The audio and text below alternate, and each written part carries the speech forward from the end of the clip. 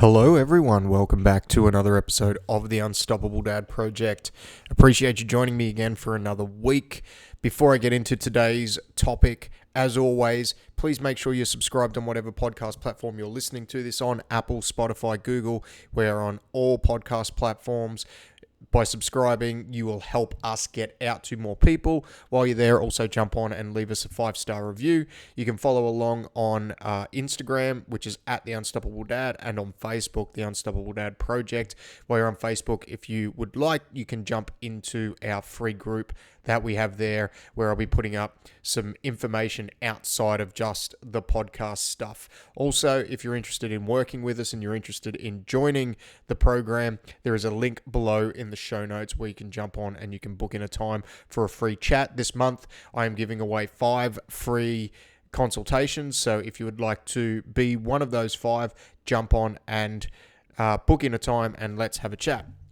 This week, we're going to go back to training. We're going to go back to overall health and well-being. Okay. And the thing that I wanted to cover off, because I get this come up a lot when I talk to people about their particular set of circumstances and joining a gym and training and things like that. And I wanted to go through some things that I would be focusing on if I couldn't get to a gym. Now, obviously, I'm in a very lucky, privileged position.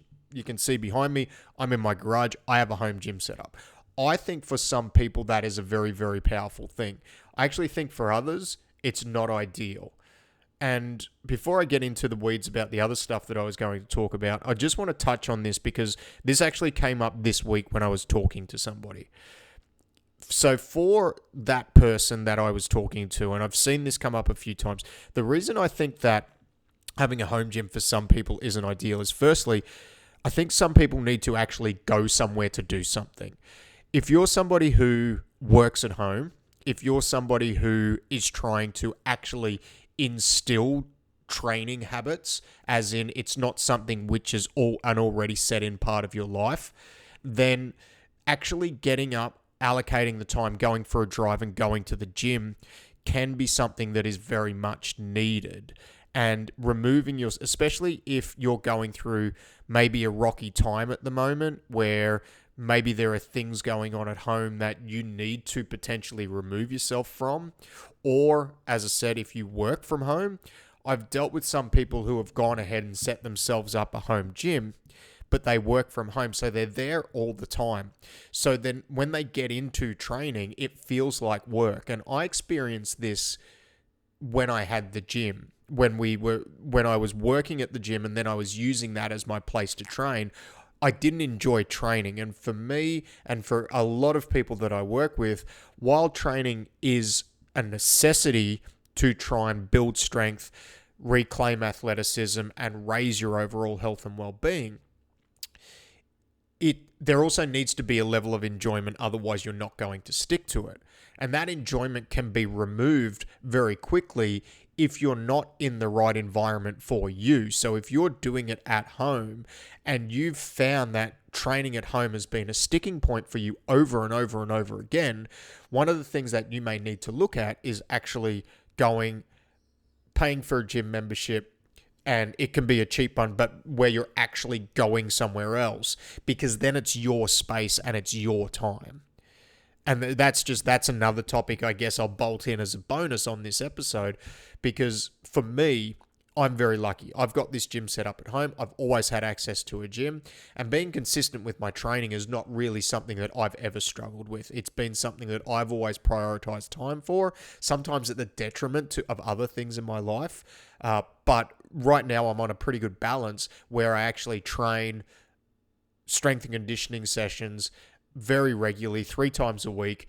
And then but in saying that, I do actually remove myself from that and I go somewhere and I train like jiu-jitsu 3 times a week as well. So I've kind of got that balance where the stuff I do at home, even though I can get interrupted by the kids, there's advantages. I actually see that as an advantage. I enjoy that side of it. And I think you can learn, rather than see it as a hindrance, you can learn to enjoy that side of it a lot more. But it's very easy to think that setting up a home gym is going to be a solution for you, and it may not necessarily be it. Everyone is different. There are a lot of advantages to setting up a home gym.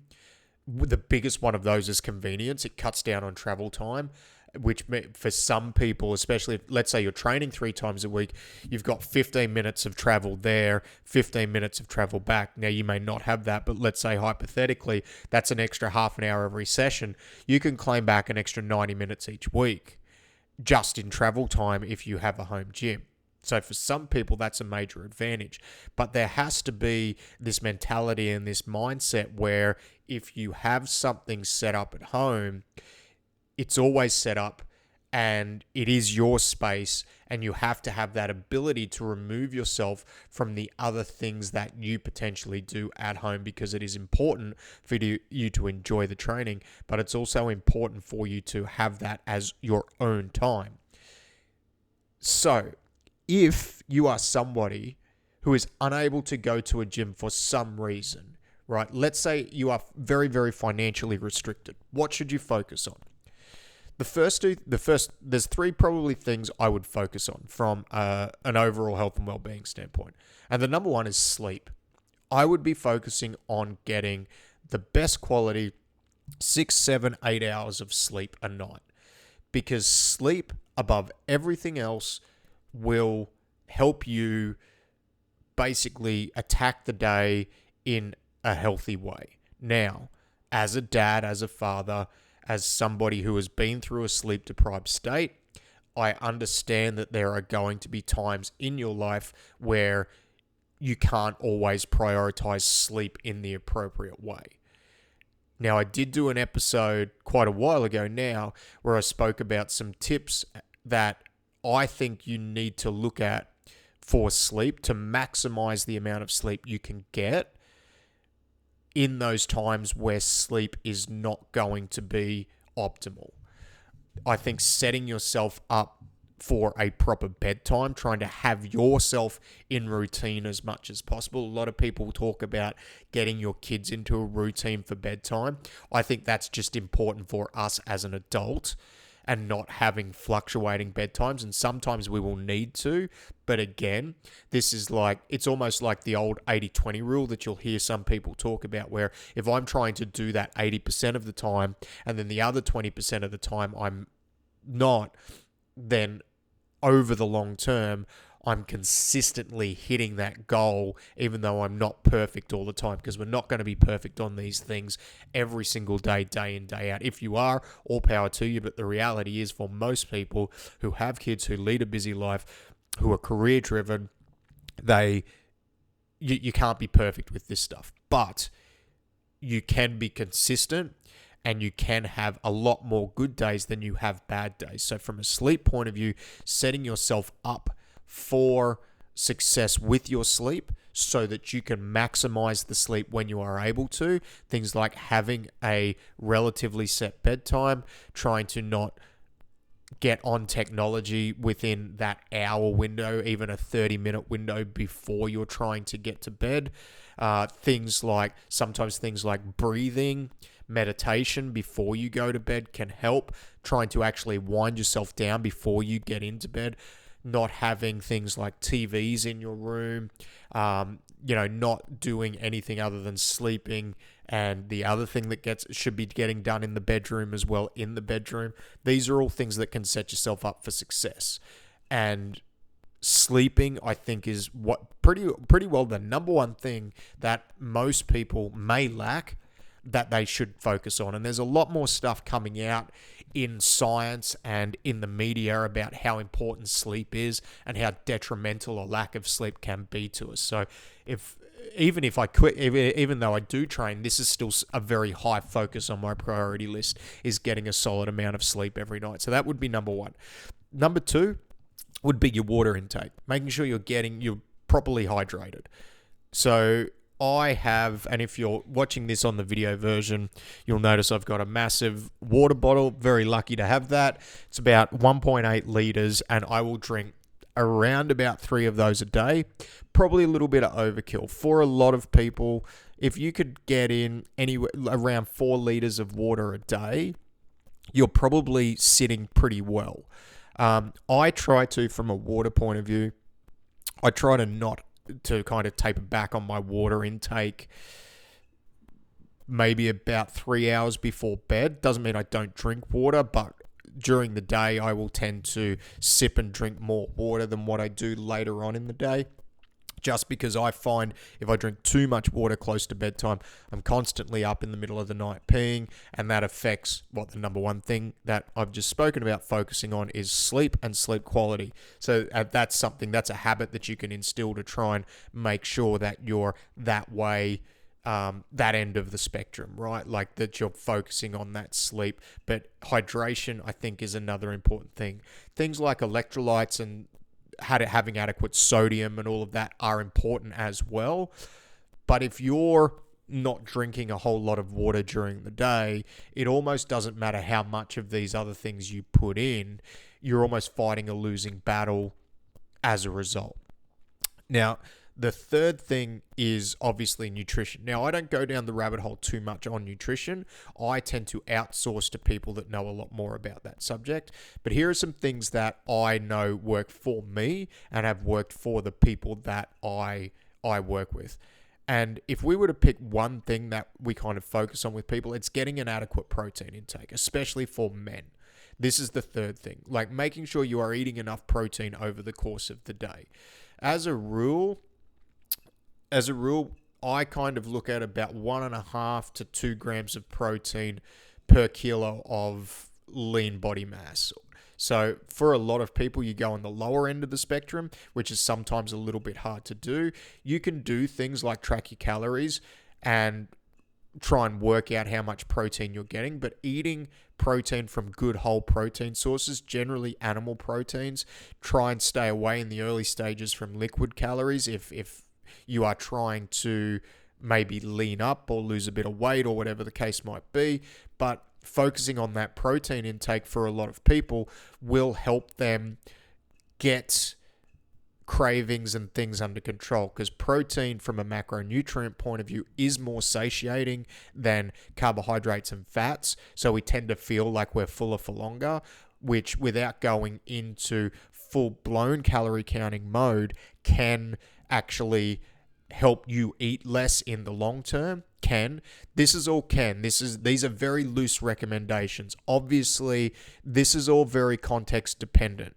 Some people should not be calorie counting. I appreciate that. I know that. Some people should not be focusing on this. There are other things that they should be focusing on. But these are just some rough rules that I know have worked for the vast majority of people that I have worked with. So those busy men with young families who want to try and reclaim their overall health, their strength, their athleticism, and try and make a positive influence on the future of their lives and those around them. These are things that have worked for that type of person, myself included, right? So this is not everyone should do it. These are some things that I know have worked. So focusing on that and then from there, the rest of what you eat through the day should be quite nutrient dense. So plenty of vegetables, making sure you're getting an adequate micronutrient profile. So you're getting a lot of colors with your vegetables, with your fruits, and kind of just backfilling the other stuff that you eat during the day with what you enjoy to eat. Carbs aren't bad. Carbs are actually a necessity for us to function as human beings. Some people respond to them better than others. It all depends on, I think from that point of view, it does depend on your activity level and what you're doing. But one thing from that point of view I would focus on is looking at making sure I have that adequate protein intake. So they're probably the three main. If I was not able to get to the gym, for whatever reason, let's say it was financial and I wasn't able to invest in the gym, they would be three things, because you have to sleep. So focusing on the quality of sleep is very important. Water doesn't cost you anything. We can get into a conversation about water quality out of a tap and all the rest of it, but you still need to make sure you're adequately hydrated. So focusing on your water intake. And then number three, from a fueling point of view, from a nutrition point of view, for a lot of people I've worked with, focusing on getting that adequate protein intake can help a lot of those other dominoes fall from trying to dial in our nutrition and the way we fuel our bodies efficiently and effectively. So they're those three things. Now, the fourth thing and the add-on to that would be, it depends on why you can't get to the gym. Now, if you're injured, this is a different story. But let's say it's a financial thing. Let's say everything is so tight and the budget is so restricted that you can't afford to go and pay $15, $20 a week to go and join a Jets or whatever the case might be. And you certainly can't afford to go and, invest in a coach to help you with that direction. Again, another conversation for another time, but I would still be endeavoring to move every day. At a minimum, I would be endeavoring to at least go for an hour walk every day. You could turn that into a run if on odd days if you wanted to, depending on previous injury history and things like that. But I would still be endeavoring to move every day. That may also look at adding in some squats with that, adding in some push-ups. If you've got some equipment down at the park, adding that in, because I think movement is a really, really important deal. It if anything, it needs to be up there with a lot of this other stuff. For me as a coach, I actually address movement first because I think that is, if you can get consistent with that, it actually helps the rest of the dominoes fall very systematically and very easily because of those physiological things that happen when we start prioritizing movement, from the dopamine response, but most importantly, that mental response and the way we feel about ourselves. We feel more motivated to do other things. We feel more motivated to potentially not eat as much of the food that we may be over-consuming, to try and prioritize drinking more water, to go to bed a little bit earlier because we know we're going to get up and we're going to do some form of movement in the morning. There are ways you can still move, whether it be a walk, whether it be a run, whether it be doing some form of body weight workout. And I've had people that I've worked with for a very long time that have seen great success in not only their physical health, but their mental health just from doing simple body weight workouts at home. Now, those people don't have overall strength goals where they want to lift this and lift that. They have general health and well-being goals, but I think movement is so important. If you're not able to go to the gym, say for an injury, now that's a different conversation because it depends on what the injury is. But I still think there needs to be some level of movement prioritized, because even though you can't get to the gym, even though you're going to be unable to afford it or unable to effectively use it, you still need to do some form of movement, because as a human organism, as a human being, movement is such an important part of our DNA that if we forget to do that or we don't do that, I have seen the rest of our body suffer to a point where it just filters into the rest of our lives.